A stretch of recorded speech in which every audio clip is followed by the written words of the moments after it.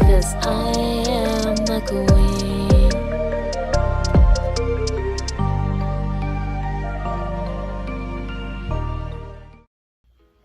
Hey guys, welcome back to another book rant, and today we're going to be doing When the Moon Hatched by Sarah A. Parker.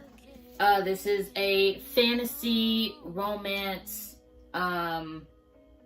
political action, kind of has a little bit of everything. It's very intricate fantasy. I don't know, I can't think of the exact word of kind of how to describe it, but it's a deep fantasy. I will say that it's kind of more hardcore in my kind of vocabulary, just because I've read fantasy, but this one is like deep, like fantasy to a point of I was nervous when I first started it, because again, I don't read too much fantasy. I do read, I wouldn't say I don't read too much, but I guess one just as in depth as this. When you first open it up, there is a nice little chunk of pages before you get to like the map that kind of shows you the world. And I will say we are very grateful for the author for giving us this chunk of pages. It is basically a glossary, a term sheet, a character sheet, a pronunciation sheet of just all the different things and words for the book that are important, because she has her own language, own term for things, just own like everything basically.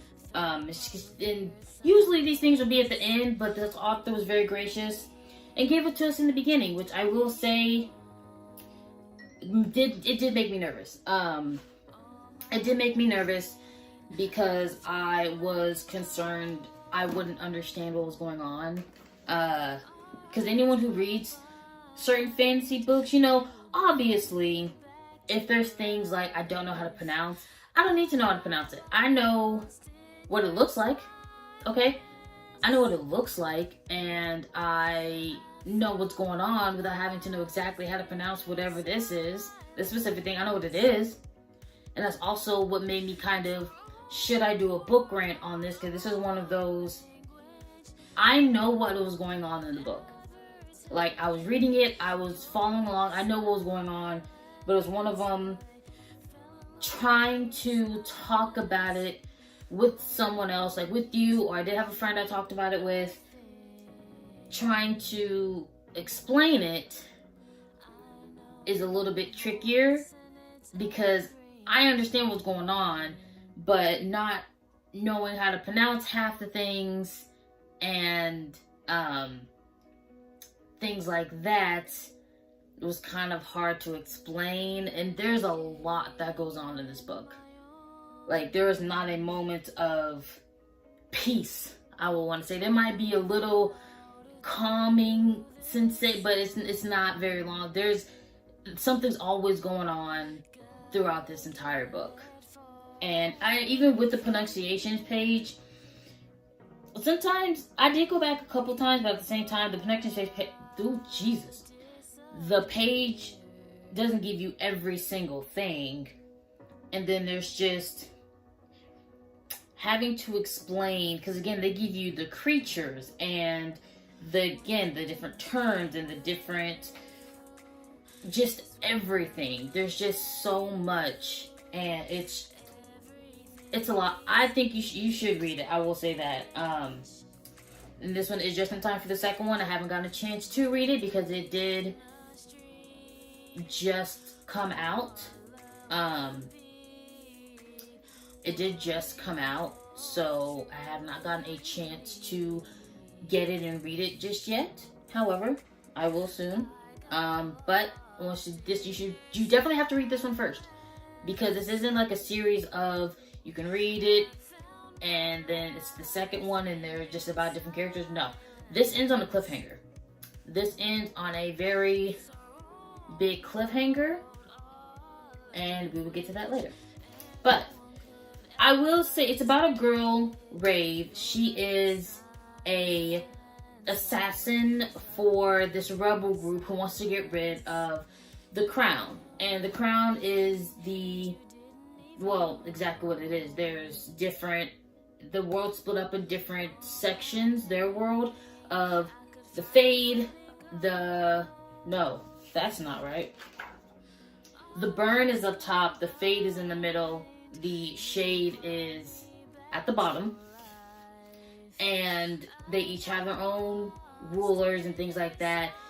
And it goes into the political aspect of just, what things like before, like now. I had to make some notes for myself because, like I said, I usually don't do this. I usually just start talking. But because it's so much, I did have a couple notes for myself. And the world it doesn't involve dragons. They are a big part of what made the world, what made how things work. When the dragons were dying, they were basically turning into moons that would rise into the sky. And a character from a girl from a long time ago named Elaine, is that how you pronounce it?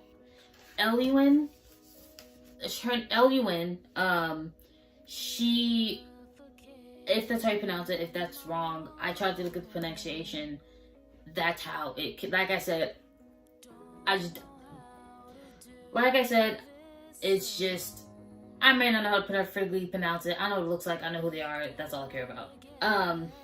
But Eluin, she was a girl, she had this dragon, the dragon died, and the dragons, they kind of crystallize or like harden into that moon, and she was inside, like she was hugging the dragon when it capsulized around itself and like went up into the sky. But for some reason the moons were falling, and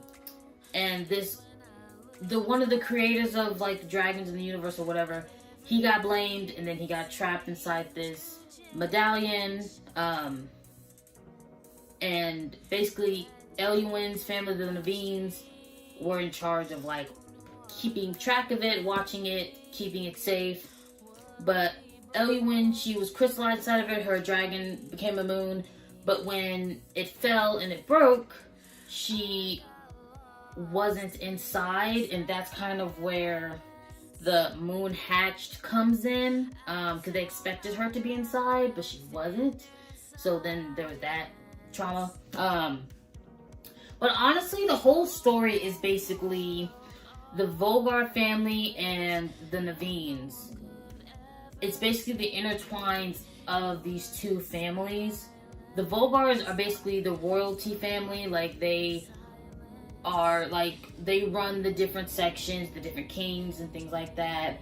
Eluin was supposed to marry one of them, and she died or disappeared or whatever had happened to her. They didn't know, they just assumed that she was dead. And the Navines were the family, they were in charge of that medallion with the old god in it. But he was causing them to go crazy, and things kind of spiraled from there. You get like that backstory on how that started. And then we get to, Jesus, see, I can't remember all their names. There's a lot of people and there's a lot of names. We get to Rave, we start with her. She's this assassin. She does her her assassin jobs and duties. And she deals with that. You then later kind of find out she's not doing it on her own accord. Like, she is, but she's not. She's being forced into it. That part I never fully kind of understood. It was like they had a vial of her blood, and I never understood.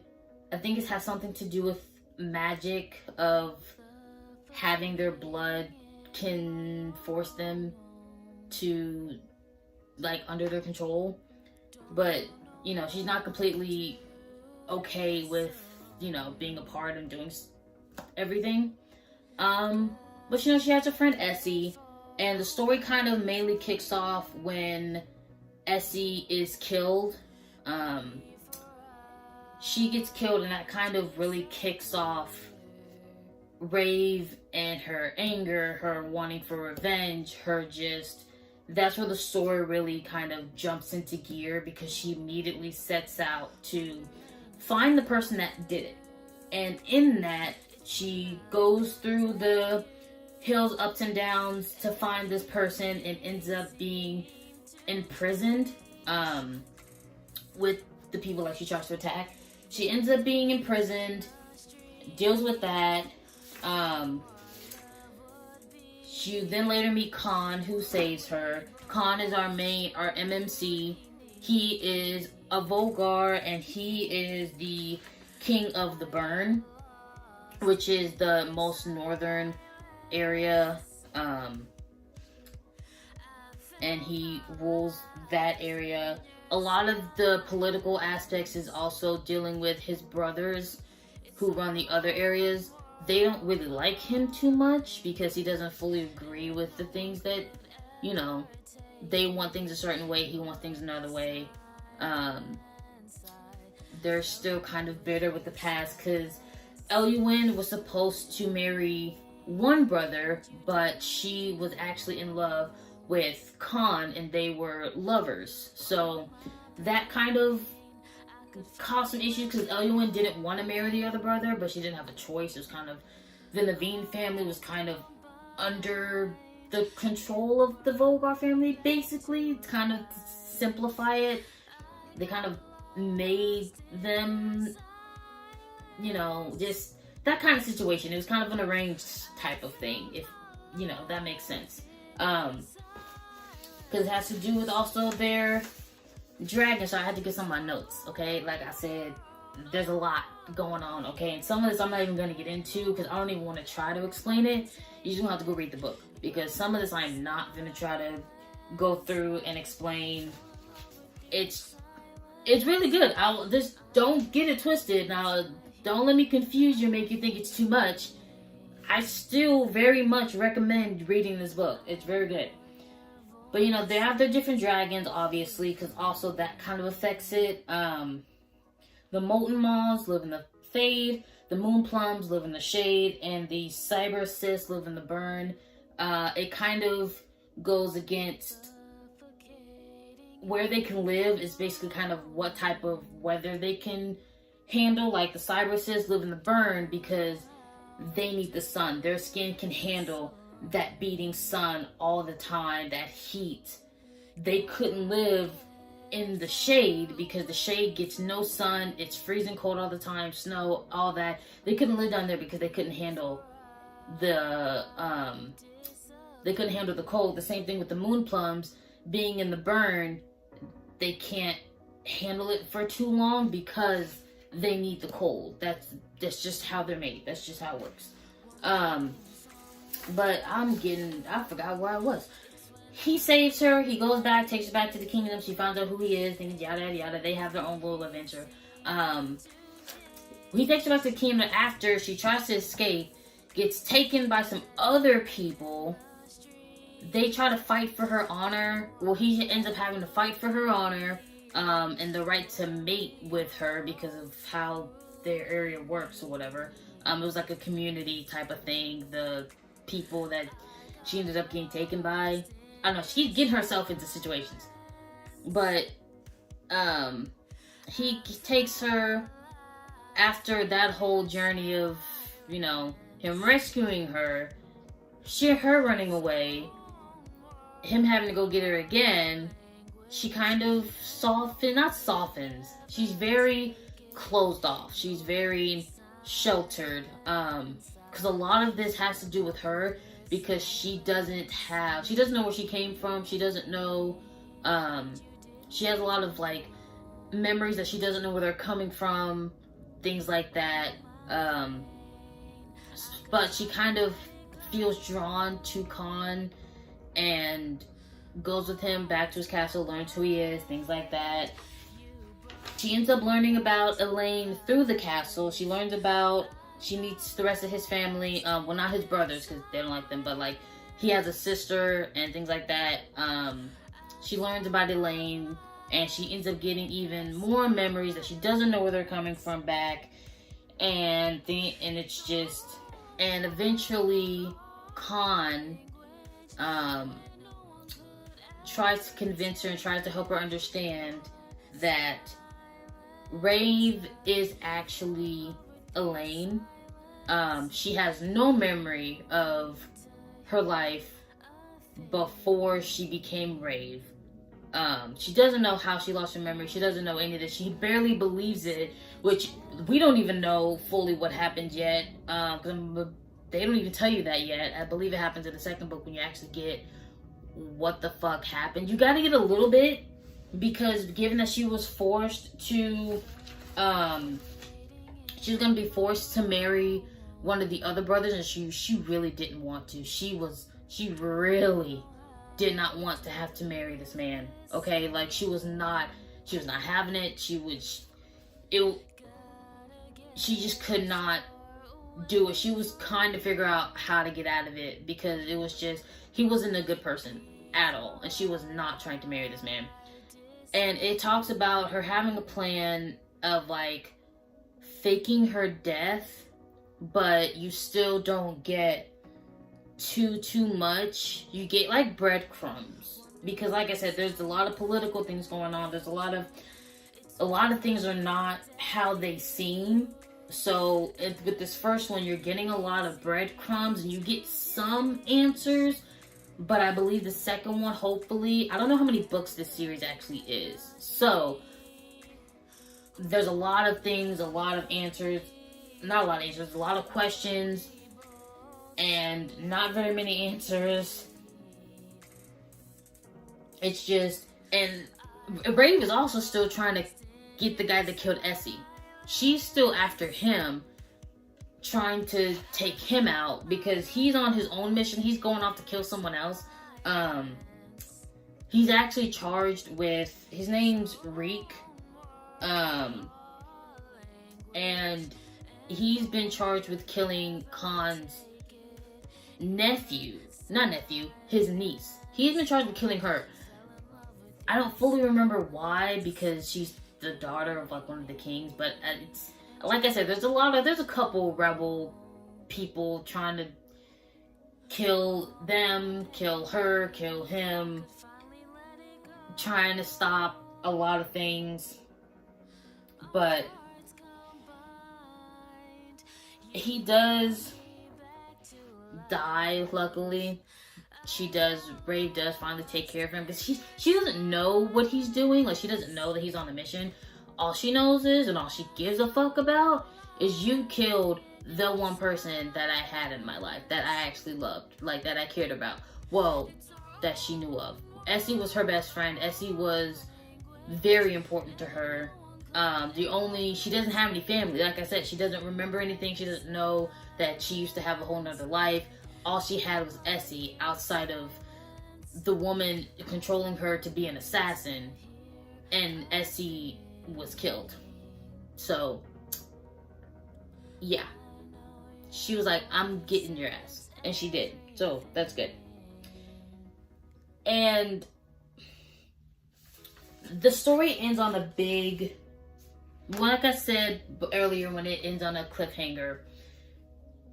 The story, a lot of this in this one, a lot of it was learning the political issues, learning the backstory of the characters, learning kind of, the world building, because like I said, this world, there's a lot, and I don't even remember everything, all the creatures, the beings, the terms, I don't even remember everything.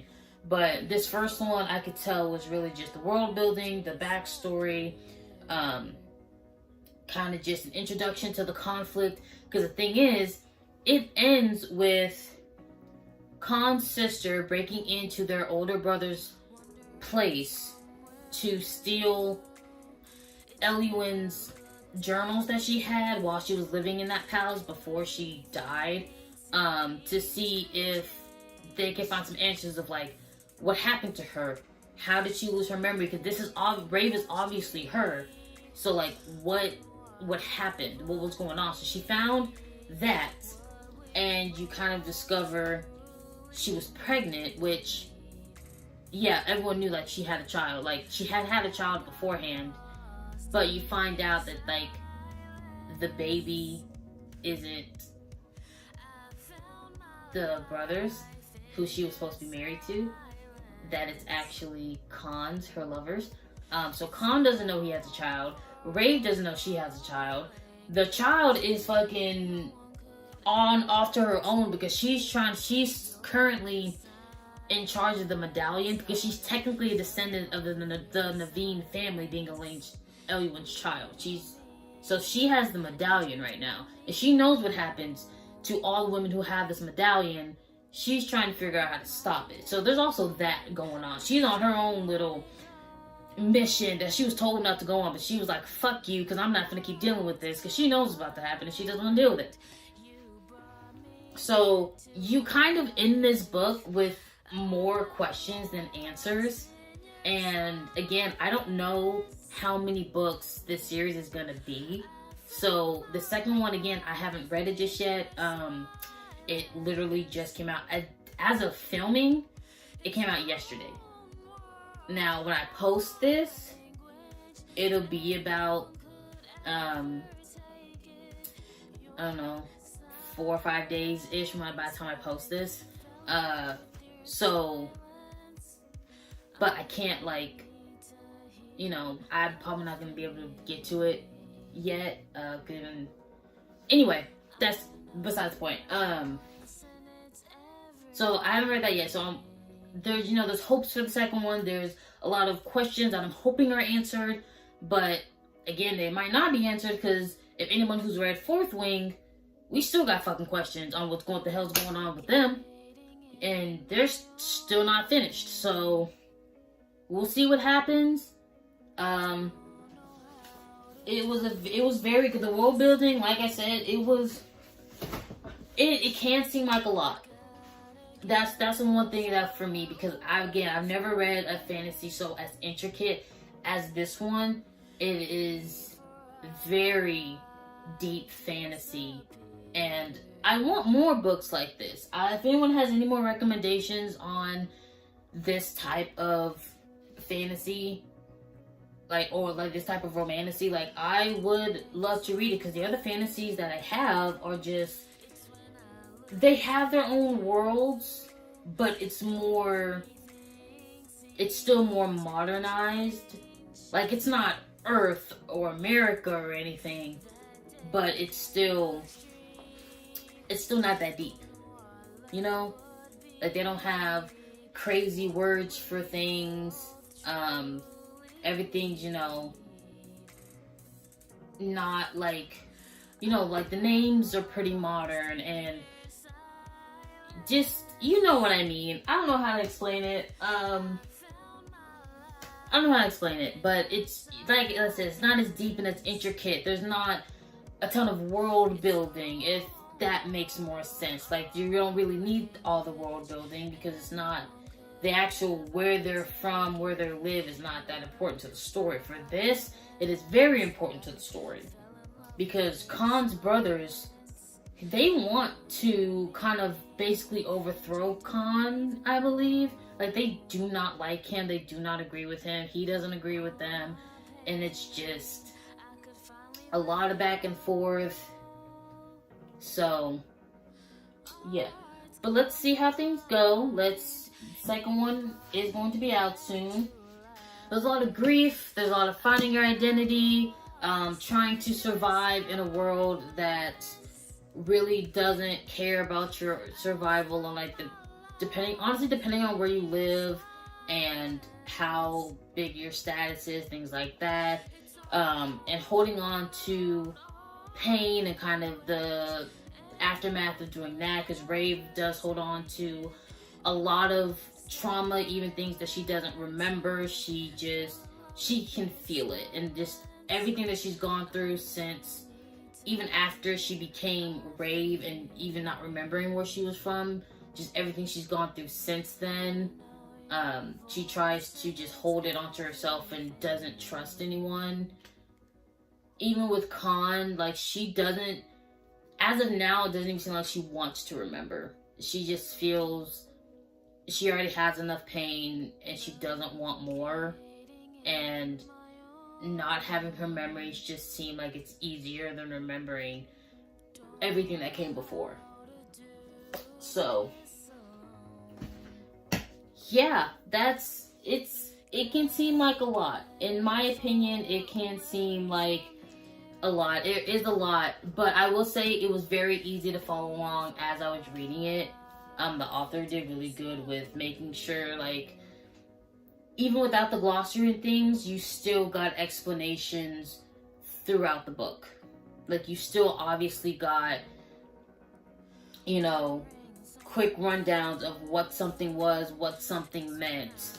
The glossary just helped beforehand, especially because, like, I did go back. You did go back to the different things and see, because it was hard to remember, because it's not anything that we would use in real life. Like, it's completely different terms and made up terms that she'd made for her book. So it was easy to follow along through. It was very, you would eat it up. Okay, it was constant, something was happening. It was a page turner. Like, you would want to keep reading. You want to know what's happening, because there's always something going down, always something. You want to know what was going to happen next. And I am excited for the second one. So once I get that, we will do like an update kind of and see, we'll do another book rant on that. But that is it for that. It is When the Moon Hatched by Sarah A. Parker. Again, recommendations are always welcome. Again, if you have a recommendation on this type of fantasy book, I would love to get some recommendations for things like that. And I hope I didn't confuse you too much. I was trying not to confuse myself. Again, with all that was going on, even had my little notes next to me to try to remind myself, okay, this is what this is, this is what this is kind of the flow of it. And I hope you enjoyed it, and I'll see you guys next time. Bye.